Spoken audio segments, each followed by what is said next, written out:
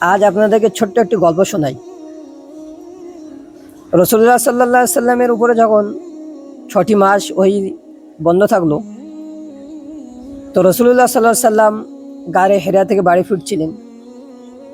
যখন তিনি আজিয়াদ নামক এলাকাতে আসলেন, তখন তিনি একটি আওয়াজ শুনতে পেলেন।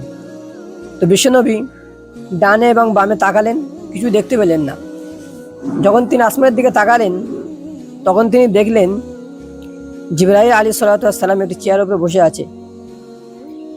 তো বিশ্বনবী এই অবস্থা দেখে তিনি কাঁপতে কাঁপতে বাড়িতে গেলেন, স্ত্রীদেরকে বললেন, জাম্মিলুনি জাম্মিলুনি, আমাকে কম্বল মোড়াও।